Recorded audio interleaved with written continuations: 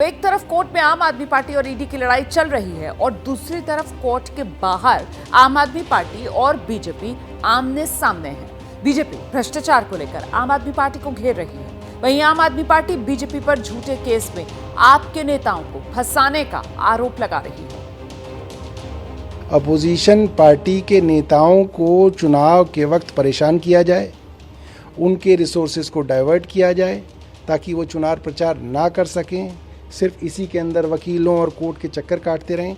ये पूरी की पूरी भारतीय जनता पार्टी की एक स्ट्रेटजी है जिसके हिसाब से ईडी और सीबीआई और इनकम टैक्स काम कर रहे हैं। आतिशी जी ने अपनी प्रेस कॉन्फ्रेंस में दुर्गेश पाठक और राघव चड्ढा जी का नाम दिया, तो मेरा मानना है कि जब ये लोग खुद ही बता रहे हैं कि इस घोटाले में ये भी हैं, तो जांच एजेंसी को ये जांच तो करनी पड़ेगी।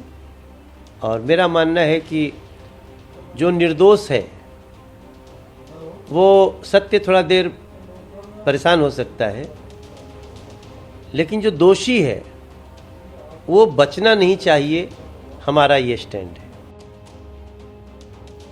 तो सलाखों के पीछे अरविंद केजरीवाल और बाहर सियासी वार पलटवार, सीधे आपको लेकर चलेंगे। हमारे साथ हमारे सहयोगी दीपक रावत इस वक्त मौजूद है। जरा जानते हैं दीपक रावत से कि अरविंद केजरीवाल सलाखों के पीछे और इसी को लेकर पूरी रणनीति चुनावी कैंपेन की जो आज डोर टू डोर कैंपेन के जरिए आम आदमी पार्टी की तरफ से शुरू की जानी है। दीपक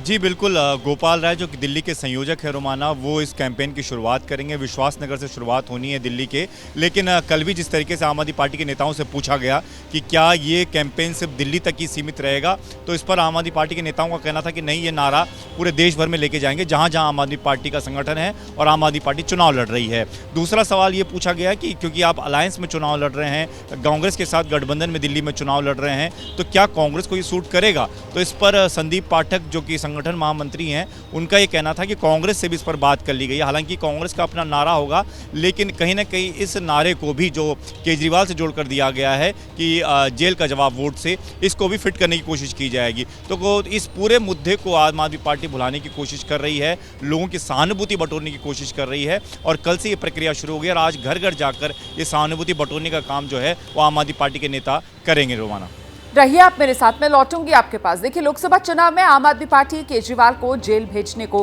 बड़ा मुद्दा बना रही है। वहीं बीजेपी कह रही है कि केजरीवाल देशभक्ति में नहीं, घोटाले के आरोप में जेल गए। दिल्ली में आज से आम आदमी पार्टी का घर घर कैंपेन भी शुरू होना है। गोपाल राय कैंपेन की शुरुआत करेंगे, जैसा कि अभी दीपक ने बताया।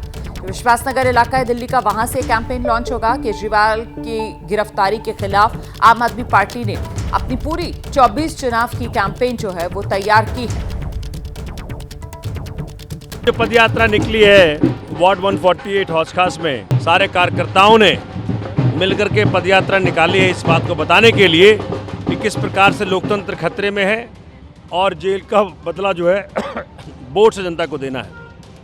एक ही बात हर तरफ गूंज रही है, केजरीवाल जी को जेल में बंद करके बगैर किसी सबूत के, बगैर किसी एविडेंस के, बगैर किसी प्रमाण के इन्होंने ये बता दिया है कि इस बार बहुत बुरी तरह लोकसभा के अंदर हारेंगे। अरविंद केजरीवाल जी कोई पाकिस्तान से लड़ते हुए, चीन से लड़ाई लड़ते हुए जेल नहीं गए।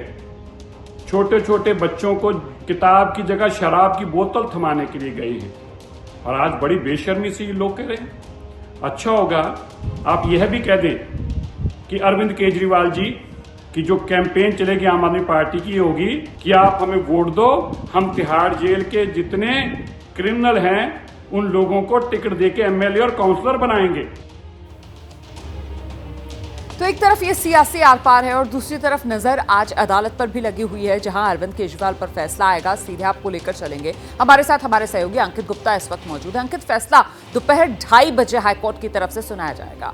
इससे पहले जब अदालत ने फैसला सुरक्षित रखा गया था, दोनों पक्षों की तरफ से जो मुख्य दलीलें रखी गई थी, एक बार वो दोहरा दीजिए।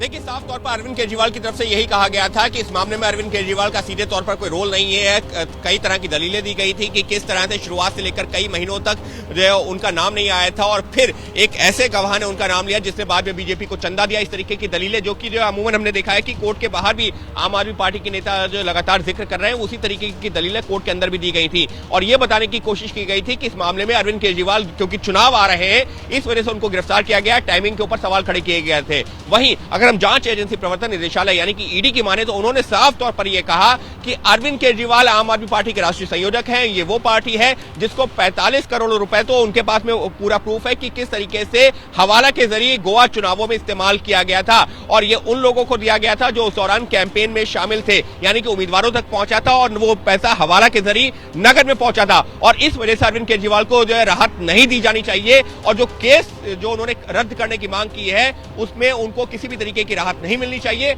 और उनकी याचिका को खारिज कर देना चाहिए। तो इन तमाम दलीलों को देखते हुए दिल्ली हाई कोर्ट आज दोपहर 2:30 बजे फैसला देगा और यहां जैसी उम्मीद है, क्योंकि करीबन जो है उस दिन जो 3 से 3.5 घंटे का आर्गुमेंट हुआ था, लिहाजा अदालत का आदेश भी विस्तृत होगा कि अगर राहत दी जा रही है तो क्यों और अगर राहत नहीं दी जा रही है तो उसकी क्या वजह है। तो आप नजर बनाकर रखिएगा, जैसे ही अपडेट आएगा फौरन दर्शकों तक पहुंचाएंगे। फिलहाल बहुत शुक्रिया आपका अंकित गुप्ता, दीपक रावत इस तमाम जानकारी के। जैसे ही घड़ी का काटा दोपहर 2:30 पे आए, बबीता जी का दिल सास बहू साजिश के लिए मचल जाए।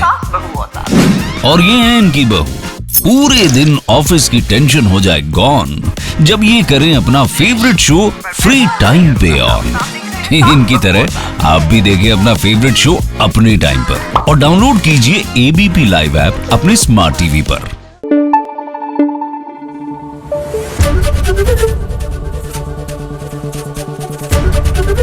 एबीपी न्यूज आपको रखे आगे।